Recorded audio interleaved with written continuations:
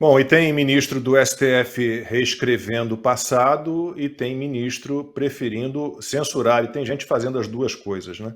O Flávio Dino decidiu pela retirada de circulação de 4 livros jurídicos do autor Luciano Dalvi. No entendimento do ministro, as obras possuem conteúdo homofóbico, preconceituoso ou discriminatório, capaz de abalar a honra e a imagem de grupos minoritários e de mulheres. O Tribunal de Justiça do Paraná tinha negado o pedido de retirada apresentado pelo Ministério Público Federal, que recorreu ao Supremo Tribunal Federal. O Dino também determinou o pagamento de R$150 mil por danos morais coletivos. Ana, começo essa por você. Mais censura.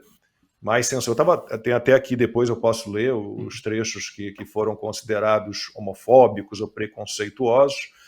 Não achei nada demais, Marcília. Eu vou pegar aqui. Opa, esbarrei no microfone. Agora me dá um segundinho. Mas é isso. A gente tem, de novo, censura comendo solta no Brasil. Daquele que disse que pode chamar de nazista e fascista. Isso. Que isso não tem problema. Era exatamente esse o meu comentário, Consta. Eles não fazem o que os americanos falam aqui, né? Colocar o dinheiro onde a boca deles estão. É impressionante como eles não param em pé. O discurso é um, as ações são outras. E fora o bingo da agenda woke, conteúdo misógino, enfim, o bingo é completo. Mas quando é para aplicar a Constituição, aí eles desaparecem, né? Então, assim, a Constituição hoje, o que é a Constituição do Brasil? A gente não sabe, porque, como o doutor Marcília estava falando, Suprema Corte dos Estados Unidos, a pesquisa que muda de opinião a cada 15 anos, e olhe lá, né? E quando muda, é uma coisa assim muito relacionada à Constituição. A Constituição americana, que é muito enxuta, com 27 emendas, às vezes a Suprema Corte, inclusive, tem que voltar aos papéis federalistas e entender o que foi discutido para que os pais fundadores chegassem àquelas emendas, ou seja, é uma coisa muito cuidadosa, eles não saem simplesmente decidindo as coisas de emoção, ali com o fígado.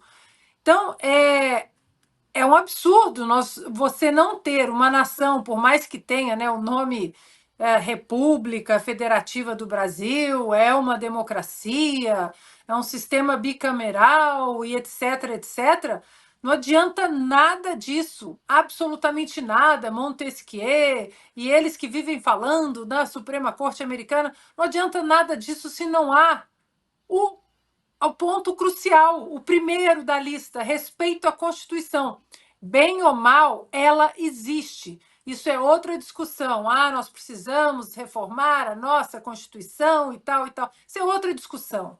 Mas uma Constituição existe, e nem essa, cheia de falhas, isso tudo faz parte do debate.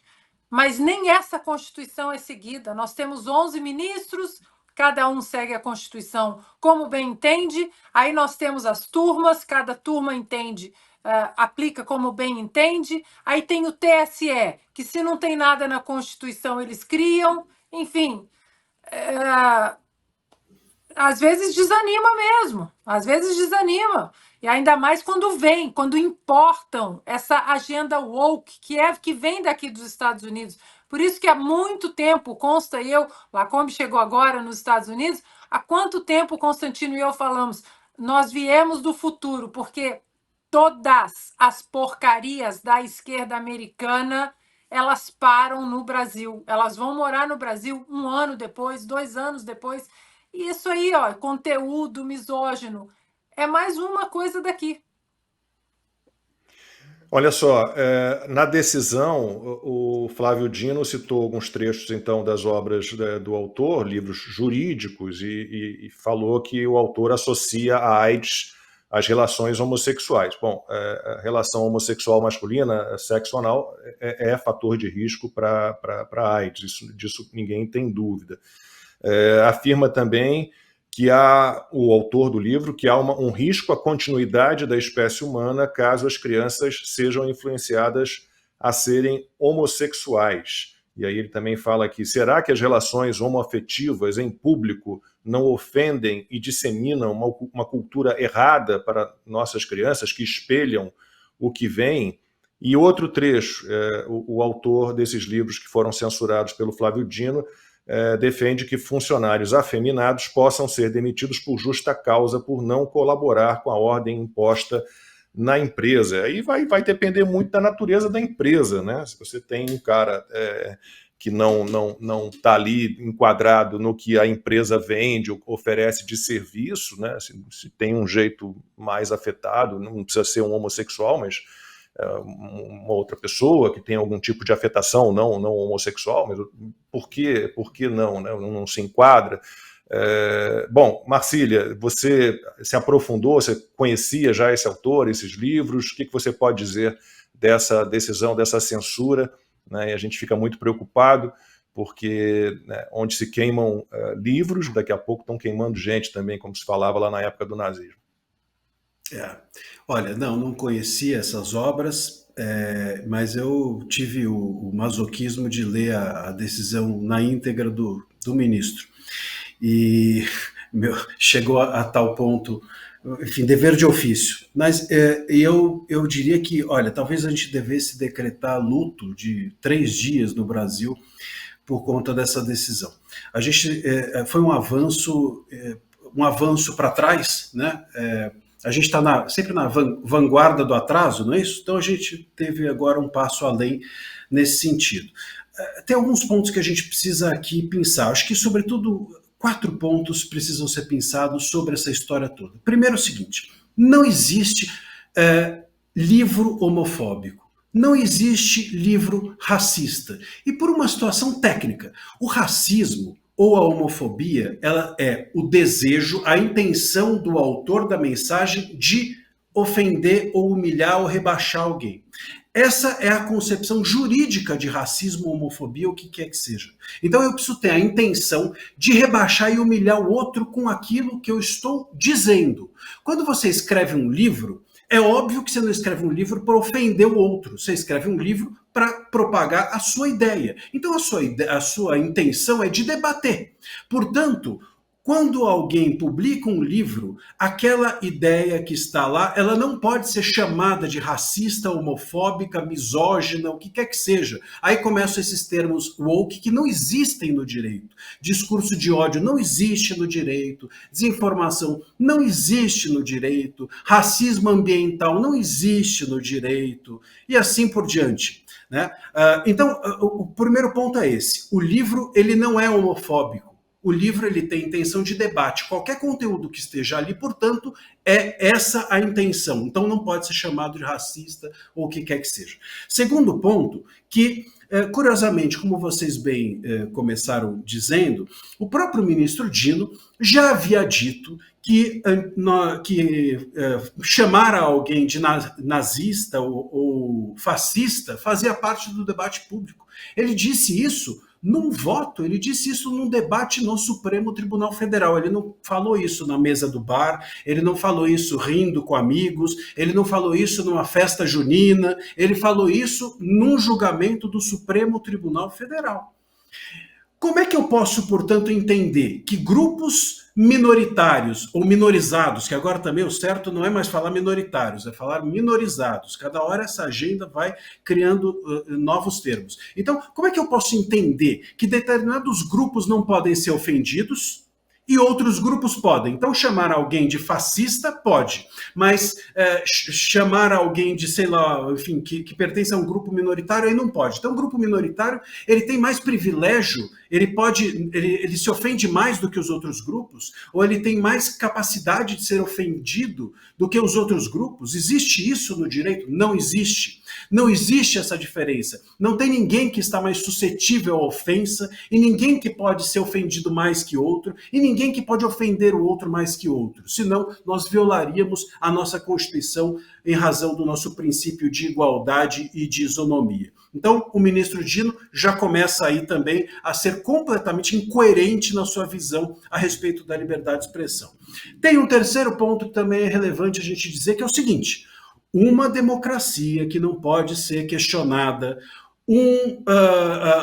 em seus valores, e dentre os seus valores, claro, estão lá não se ofender LGBTs, não se ofender mulheres, não se ofender negros, isso tudo são valores de uma república, ok. Essas pessoas não devem ser ofendidas, ou essas pessoas não devem ser humilhadas, e nem nada disso. Agora, um país que não consegue, que acha que os seus valores estão em perigo no momento em que isso é discutido num livro, esse país é um país frouxo em seus valores. Esse país é um país medroso em seus valores. E uma democracia covarde é o que nós estamos instalando no Brasil desde 2019, com o advento do inquérito das fake news, quando o STF se tornou síndico do debate público.